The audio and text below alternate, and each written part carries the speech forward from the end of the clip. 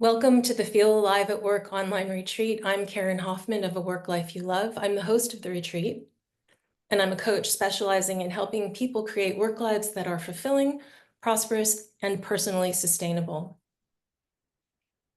In this session, I have the great pleasure of speaking with Megan Sumrell. Hello, welcome.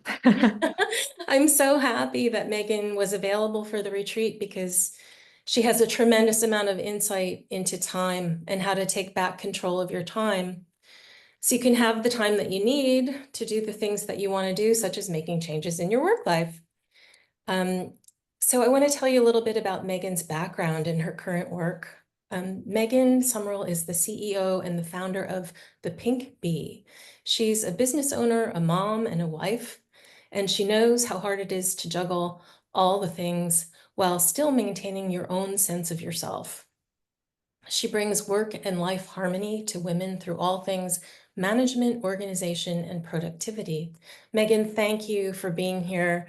I want to give you a very warm welcome. Oh, thank you so much for having me. And the work that you are doing is so important to just really be emphasizing on our work being something purposeful and that brings us joy.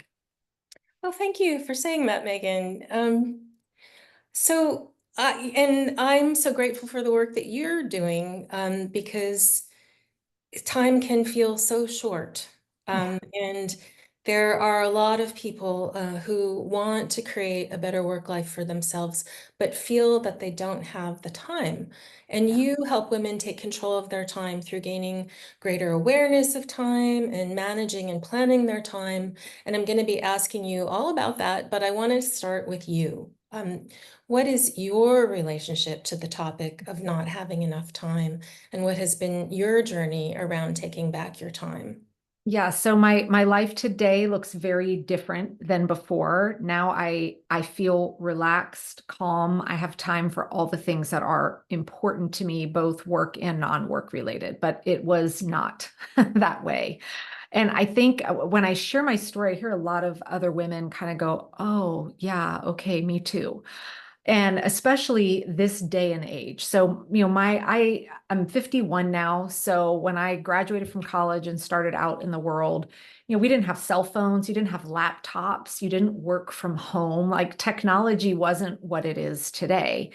And our roles and responsibilities were far lighter as well, as a single gal just on her own working.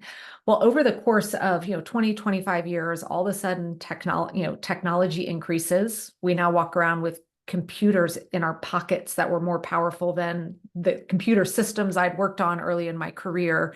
We have increased roles, we have increased responsibilities. And it's not like it happens overnight for most women. It's usually something that they look back on and gradually find themselves like I did about 12 years ago, where my daughter was about 2. I'd had a very long work week. I was exhausted, but I took off a little early to take her to the park. I was pushing her on the swings. And the woman next to me just innocently asks me, "What do you do for fun?" And I realized I didn't have an answer. And I didn't even realize my life had gotten to a point that I didn't have an answer. And it's not that I was walking around depressed and unhappy or anything like that. We did a lot of nice, enjoyable things. But slowly, with the increase of all those roles and responsibilities, both work and outside of work, my life was literally responding to everybody and everyone else, whether it was, my employee hat, my mom hat, my wife hat, and my life was really just a never-ending task list that was never going to get checked off. Mhm. And I remember breaking down that night and kind of going, what happened? How did I get here?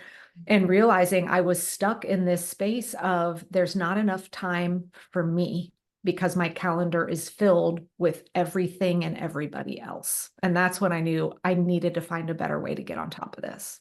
Mhm. Um, well, thank you for sharing that with us. It's always good to hear that the practitioner, the coach, the consultant actually has personal experience with the issue. And I'm sure a lot of people, I can certainly relate to that. I'm sure a lot of people in the Yeah. audience can. Um, so, There are a lot of people who want to create a better work life for themselves, but feel they don't have time. I wonder, what would you say to them? Are they right to feel concerned about time? Is it possible to make time? And if so, how?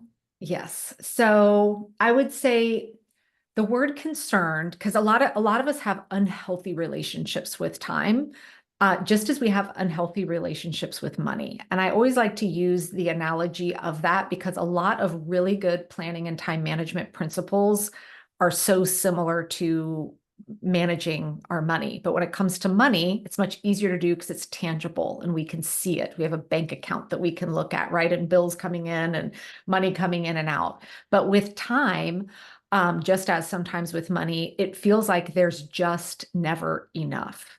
And so, because of that, and because we are so hurried, we get this very negative relationship with our time. And I hear women say they dread looking at their calendar, right? Because it's just going to be too full. And so, what I want to encourage everyone is to help them understand that when you learn the right way to take back control over your calendar and over your time, it shifts your relationship with your time, and you start to create like a partnership with it, and it becomes enjoyable to start creating plans and dreams around how am I going to spend my time? What is deserving of my time? So at the end of the day, we can't make more time. It is fixed. There are only 24 hours in a day. But what we can do is get crystal clear with what are my core values? What's most important to me? Where do I want my time to go?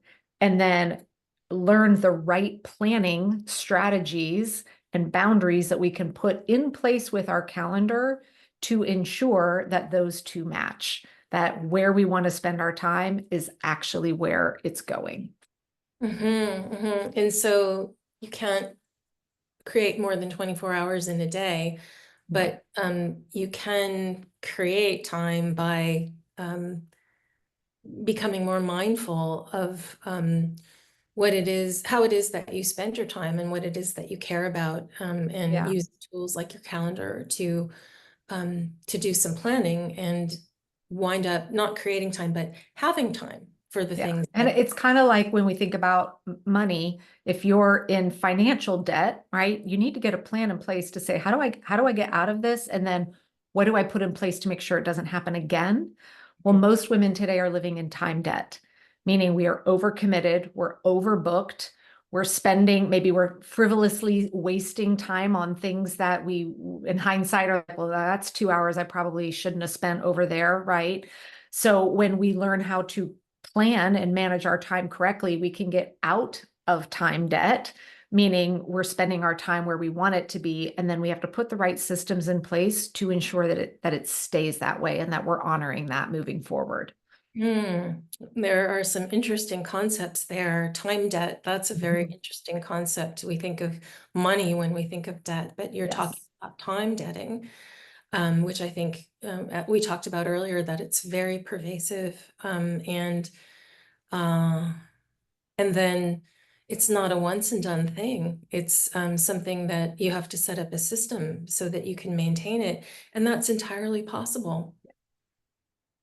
Great. Um, so let's see here. You had told me about a tool that you'll talk about with us today. That's called a time audit. Yes. Is this like, yeah, great, Yeah, please. absolutely. And there's kind of two parts of this. And it's actually a way to kind of help you initially start getting out of time debt if you are in there today, or even to discover for yourself where might you have time that you didn't realize you actually had, right? Not meaning that you have more than 24 hours, but you may start to, when using this tool the right way, get a lot of clarity about where is your time going today, so that then you might decide what changes you want to make there. So there's kind of the comprehensive time audit that I'm going to share with you what that looks like. And then there's a like kind of a homework assignment, if I could give everyone to do today, if that's all right, that I think would be super eye-opening for you. So the idea with a time audit, it's something I still personally do this about once a quarter because I'm always learning where, and tweaking and refining myself. But I like to pick a 7-day window, and it doesn't have to be a Monday through Sunday. So if you're listening to this, like no matter what day of the week it is, you could do it tomorrow. The key is you just want to run it for 7 days, and you want to do it when it's just kind of normal living for you. Like you wouldn't want to do a time audit on vacation because the information you're going to get is not very valid. And all we're doing is over the course of a week, about every hour or so, I'm going back and writing down where my time was spent. Now, we don't have to get so granular to say, well, I spent, I wrote 7 emails and then I had a phone, like, I went to the bathroom for 2 minutes. It doesn't need to be that granular. But what we're really looking for is, was this time that I was spent at work? Was this time that I was spent scrolling social media? Was I drive time? And oftentimes there's usually a chunk of time where people will look back, maybe at 4 o'clock. And they're like, okay, what was I doing from 2 to 4? And we suddenly go, I don't know, but I'm tired and I was really busy, right? We all have those times where we're like, I'm not sure what I did today, but I'm exhausted by it. And the easiest way that I like to do this, because I still use a paper planner, is I'll just take a blank week from my planner. Now you can just do this in your notebook. If you're a spreadsheet lover, you could do it on a spreadsheet as well. But you're just checking in with yourself every hour or so and just jotting down briefly, where was that time? And I do this over the course of a week. Now, we need to understand the reason why we're doing this. The whole purpose behind a time audit is not to beat yourself up. It's not to look back and feel bad about decisions that you made. And the reason I want people to understand that up front is so that they don't change their behavior the week that they're doing the time audit. Kind of like if someone, if a health coach says, hey, open up this app and write down everything that you eat for the next week. Well, I'm not going to have 5 handfuls of M&Ms that Wednesday, but in my real life, I would have, right? So we want to understand this isn't to go reflect and feel bad. We really need to see, where is my time going? Because the next step of your time audit now gets to be kind of putting on your detective lens and going back over your week and looking for patterns or areas where you're seeing, oh, there's a significant amount of time that's being spent in this area and I didn't even know it. And again, this is kind of similar to, back to the money analogy. A lot of times if people are trying to get out of debt, the first step they go look at is, where is our money going today, right? And especially if you share finances with someone, it's a lot of eye-opening when you look together and like, oh, I didn't know you were spending money on, this much on food and I was spending this much on food. Right now, we didn't realize how big our grocery bill was. So that is a great tool that you can use to gain awareness about where your time is going. And usually when women do this, I'll start getting messages from them on day 2 or day 3 alone. They're like, oh, now I know why I'm so overwhelmed. Now I know why I'm so exhausted. Because the other thing that we're looking for in that time audit is, how many times a day are you switching hats or context switching, right? Were you working on this task for 15 minutes, then got pulled into a meeting for a half an hour, then coming back to try and do that task, and then coming over here? Because kind of a level up with that time audit is to go take colored highlighters and highlight every time you context switched. People are like, someone will count up, I did it like 37 times in one day. It's no wonder our brains are so scattered. So it's a really incredible tool to help us start to gain awareness about where our time is going. Now, the actual really in the weeds homework assignment that I would encourage everybody to do tomorrow, that will also help you be far more realistic with how much time you actually have available, is to do this. First, go look at wherever you have your appointments, whether it's a Google Calendar, a paper planner, iCal, whatever it is. And I want you to go look at just tomorrow and take a look at your calendar. And then just on a sticky note or something, write down, how much time do you have available tomorrow? All right, so you might go look at your calendar. Like if I'm looking at mine for tomorrow, I see I have about 4 hours of committed time with appointments, a lesson that I have, driving, just carpooling. All right. So I might look at that and say, oh, I've got 4 hours of committed time. So based on when I wake up and when I go to bed, I might decide, well, great, I've got about 10 or 12 hours to get stuff done tomorrow. And that's how most of us are living. All right. But now here's the nitty gritty that I want you to do. Now I want you to get really realistic about the realities of your life. And now I want you to layer in how much of that time is truly already spoken for stuff that traditionally does not show up on your calendar. So, for example, in my life, I do work from home now. I've had a home office for years. My calendar would show me like I can hit the ground running at 8:30 in the morning because that's when I come back from taking my daughter to school. But the reality of my life is when I walk in the door from that, sometimes I'm 15 minutes late because of traffic.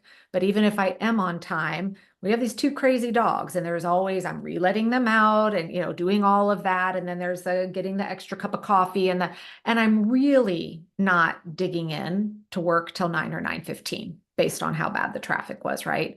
But that's not showing up on a traditional calendar. It is on mine because of the way I plan. Similar to, in the afternoon, there is that window from when my daughter comes home from school to we're sitting down for dinner. That's a couple of hours. I don't know what the heck goes on during that hour and a half to 2 hour window, but it seems to be kind of mayhem every single day. There's the last minute trip to Michael's for the school project or the homework assignment we need help with, or the, thing that happened at school, or the backpack that broke. I mean, it's always something. And so by me recognizing that, I now already realize, okay, there's 45 minutes in the morning where I'm really not getting anything done. And let's be realistic, that 2 hours after school before dinner, nothing is really getting done. It's just kind of being busy time. And now I realize, oh, well, the evening after dinner, there's kind of the, 45-minute cleanup, walking dogs, all of that. Now, suddenly, by just thinking about that aspect of our lives, my calendar makes me feel like I've got 10 or 12 hours. I'm going to get so much stuff done. Mhm. But just by layering in the realities of my life, now already we're down to only about maybe 7 hours at the most. And then if I go a step further and layer in what are the recurring tasks that I do every day that don't show up traditionally on a calendar? How much time am I spending answering emails? All right, maybe you do a lot of phone work. How much time is on the phone? And so going through this exercise for yourself to start to figure out how much time do you pretty much already have withdrawn from your day tomorrow that isn't present on your calendar. And most people, when they go through this, they start off going, oh yeah, I've got 8 hours. I'm going to get so much stuff done. And then they layer those few things in and suddenly go, oh, I probably only have 2 or 3. And at first, it can feel a little daunting, right? But the reason why knowing this for yourself is so important is imagine the choices you would make with what you say yes to and what you say no to, and how you spend your time if you knew I only have 3 hours versus feeling like you have 8 or 9. And this one way, and this is why I teach women to put all this stuff into their calendar, because one of the most incredible benefits we get from that is it helps us stop procrastinating. If we have a really bad habit, which I do, I still fight procrastination, but because my calendar shows me, no, Megan, there isn't later. When my mind goes, I don't feel like doing this, I'll do it later. I get to go look at my plan that incorporates all the realities of my life, and it supports me in making really intentional choices about how I'm spending those pockets of time. So at the end of the day, I don't look back and go, another day went by and I didn't get started on that thing I love. That is an amazing tool, the time audit. And it's so generous of you to explain it in the detail that you did. It's extremely useful. Yeah. A tool for creating awareness. And that's half the battle. It So really is, because when you can, our brain, the actual brain science that goes on in our brain, the things that we can see, we have a better chance of processing and solving. It's when we can't see it and we're just mulling around in our head, right? Like, how can I find more time to do this? How can I find more time? Your brain's like, I can't see it. So anything that we can visually give our brain in the form of this time audit to look at, here's where my time is going. Now our brain has the ability to go, oh, okay, I see something. Now I'm ready to process this. And now let's figure out how we want to crack this code and change things around and create and prioritize the time for the things that we love. So yeah, that you can answer the question, what do I do for fun? Right? We all deserve to be able to answer that question. right, right. The contrast that the way you laid it out, you really showed the contrast between the time that we think we have and the reality, which is often very quite different. 100%. Yeah, Yes. and that I love to how you talked about kind of needing to be objective rather than not eating the handful of 5 handfuls of M&Ms. You know, you're gathering data on yourself. You need to Yes. be objective about that. Yeah. Well, like I said, that is super generous of you to share that with us. It's extremely practical. It's something that people can implement right away. And speaking of generosity, I understand that you have a gift that you're making available to our audience. Would you like to tell us about it? Yeah, so it's actually a video training that I've done that kind of introduces the different approach to planning that I teach and that I help other women master as well. And so it is basically a training that's going to help you discover, and I have homework in it as well. So, and it's not the time audit. So I've got 3 more homework assignments for you in there that are going to help you start to see how you can actually reclaim control over your calendar, even if you have a really unpredictable schedule. Because I think so many people think, well, what's the point in planning? Because my life is full of uncertainty, right? Maybe you're in a job right now that has a lot of moving parts, or maybe you're in, a heavy caregiver role where who knows who's going to be sick tomorrow, right? And so people feel like, well, my life feels so out of control. Why bother planning? And so this is going to give you kind of 3 things that you can start implementing right away to help you understand how you can actually create realistic, meaningful plans that incorporate uncertainty, but ensure that you're actually spending your time where you want it to be. Wow, that sounds super valuable also. And so I would encourage everyone to go to the link that came in the email that gave you the link for this session and download that video. It sounds just really helpful. Um, so Megan, if people want to learn more about you and your work, how can they do that? Yeah, so if you enjoy audio, if you're a lot of times when people are listening to events like this, they can be podcast fans. So if you are a podcast listener, I would encourage you to go check out the Work-Life Harmony podcast. It's out there on all podcast players, so it's very easy to find. We're at almost 5 years, so you can go back and binge all sorts of content, very practical time management strategies in there. And then I'm very easy to find out on any of the social media or website platforms just under Megan Sumrell. So come hang out with me. I spend most of my time on Instagram, so you can come follow me there as well. Great.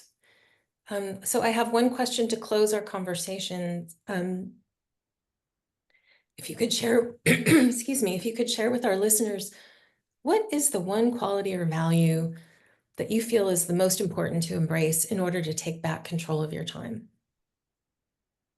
Awareness, actual awareness of 2 things. 1, where your time is going today, and 2, where would you like for your time to be going? Because when you have that awareness, now you have the data that you need to start making some changes. Beautiful. Megan, I'm so grateful for you sharing your knowledge and experience with us today. Thank you. Thank you so much for having me. And thank you everyone for tuning in.